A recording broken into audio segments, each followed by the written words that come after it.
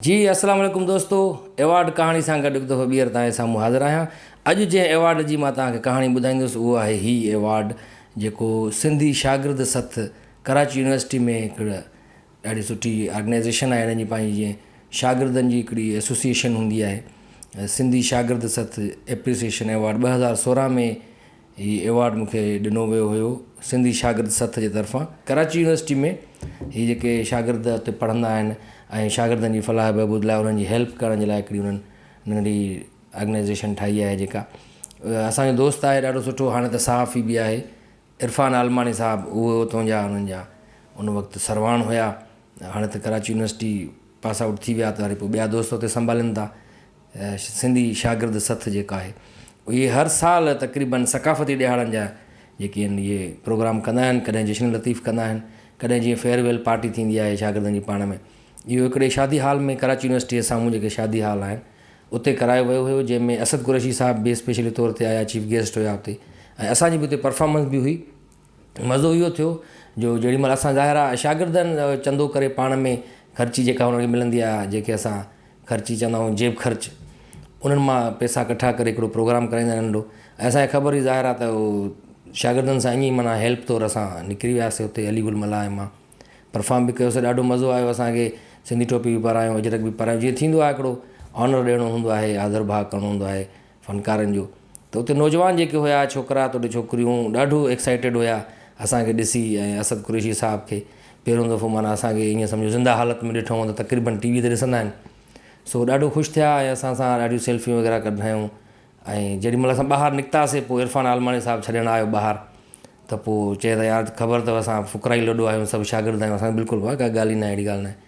पोइ बि माना कुझु न कुझु न अली गुल खे खीसे में विधाईं कुझु, मां चए हे बसि ईअं सम्झो पेट्रोल जा पैसा अथव, असांखे अहिड़ी का ॻाल्हि ई न आहे। असां त शागिर्दनि खे ईअं आयासीं हिमत अफ़ज़ाई लाइ। ऐं सुठी ॻाल्हि आहे तव्हां इहे एक्टिविटीज़ कयो था यूनिवर्सिटी में, ऐं ख़ासि करे कराची यूनिवर्सिटी में अहिड़ियूं एक्टिविटीज़ कयो था कल्चरल, ऐं ॾाढी सुठी ॻाल्हि आहे इहा। जॾहिं हिननि असांखे इनवाइट कयो त पहिरियां असां थोरो घबराइजी वियासीं, शायदि को पॉलिटिकल त न आहे पार्टी आहे, छा आहे कंहिं पार्टी जो फंक्शन न आहे। हुननि जो न पार्टी जो फंक्शन न आहे, असांजी पंहिंजी हिकिड़ी नंढी ऑर्गेनाइज़ेशन आहे कराची यूनिवर्सिटी जी, ऐं नंढो फंक्शन रखियो आहे। तव्हां बि ईंदव त वॾी महिरबानी थींदी तव्हांजी। सो ॾाढो मज़ो आयो हिन प्रोग्राम में वञी करे बि। ऐं ख़ासि करे यूथ जेको आहे असांजो सिंधी छोकिरा ऐं छोकिरियूं जेके घणी तादाद में हिते अचनि था, कराची यूनिवर्सिटी में पढ़नि था पिया, उन्हनि में इहा एक्टिविटी ॾिसी ख़ुशी बि थिए पई त ॾाढो सुठो प्रोग्राम बि कनि पिया ऐं पढ़ाईअ में बि अॻिते आहिनि सभई। ख़ासि करे असांजे कराची यूनिवर्सिटीअ में माण्हू अक्सर घटि ईंदा आहिनि, दोस्त असांजा शागिर्द जेके आहिनि उहे हैदराबाद खे प्रेफर कंदा आहिनि घणो, या नवाबशाह में या खैरपुर में, हैदराबाद में। सो कराची यूनिवर्सिटी ॾे घणे खां घणा असांजो इहो पैगाम बि हूंदो आहे त जेके बि शागिर्द आहिनि कराची यूनिवर्सिटी में हिते अची तालीम हासिलु कयो। हिते वरी पोइ ईअं आहे जो रोज़गार जा मौक़ा बि घणा आहिनि। केतिरा ई असांखे शागिर्द हाणे बि मिलंदा आहिनि जेके हिते हॉस्टल्स ठहियल आहिनि, ख़ासि करे सचल ॻोठ में या अयूब ॻोठ में, मखदूम बिलावल में, ॿाहिरि हुनजे मेन रोड ते। त उते हॉस्टल्स बि ठाहियूं सिर्फ़ु शागिर्दनि जे लाइ, जेके सिंधी शागिर्द अचनि था हिते, ज़ाहिर आहे उहे बैचलर रहनि था हिते, त कंहिं बि हाउसिंग सोसाइटीज़ में या अहिड़ा जेके नंढा नंढा ॻोठ आहिनि त उते उन्हनि खे फैमिली खां बग़ैर किराए ते जॻह नथी मिले। त हितां जे माण्हुनि वरी इहो कयो आहे ॾाढो सुठो हिकिड़ो अमल, त हॉस्टल्स ठाहियूं अथऊं ख़ासि करे शागिर्दनि जे लाइ। उते उहे रहनि था, उहे मिलंदा आहिनि, असांखे ॿुधाईंदा आहिनि त ॾाढी ख़ुशी थींदी आहे जेके हिते पढ़नि था शागिर्द।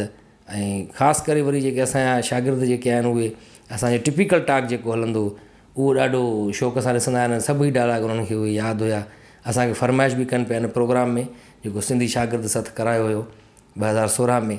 त उते असां जेको वसायो व्याजी करेक्टर अली गुल जो या गोसड़ू मास्तर वारो, इन्हनि जी वधीक उते डिमांड इहे पेश कयोसीं। सो ॾाढी पज़ीराई मिली हिते। ऐं कोशिशि कंदा आहियूं असां त ईअं सपोर्ट थिए कंहिंजी, कंहिंजी हिमत अफ़ज़ाई करण लाइ, कंहिंजी दिलि ख़ुशि करण जे लाइ, पोइ हली वेंदा आहियूं उन्हनि ॾे। सो अॼु जी कहाणी इहा हुई एवॉर्ड कहाणी। त हीअ एवॉर्ड मूंखे कीअं मिलियो, कंहिं ॾिनो, त इरफान आलमानी साहब जी वॾी महिरबानी हिकु दफ़ो ॿीहर। ऐं हाणे ॿिया जेके दोस्त सिंधी शागिर्द सथ संभालनि था उन्हनि खे बि असां एप्रिशिएट कंदासीं त ईअं ई सुठा सुठा कल्चरल एक्टिविटीज़ कराईंदा रहो ऐं तालीम ॾे ध्यानु ॾियो। सियासत में रहो पर पढ़ाईअ खां पोइ, तालीम पंहिंजी मुकमल कयो, उनखां पोइ भली सियासत कयो। इहो सियासत जेका आहे उहा ख़िदमत आहे हिकिड़े क़िस्म जी, उहा बि भली कयो, पर सभ खां वधीक फोकस तव्हांजो एजुकेशन ते हुजे। त इन जे ते असांजी अॼु जो एवॉर्ड कहाणी पंहिंजी पुॼाणी ते पहुती। वरी नेक्स्ट एवॉर्ड सां गॾु हाज़िर थींदासीं, तेसिताईं मूंखे ॾींदा इजाज़त। अल्लाह हाफ़िज़।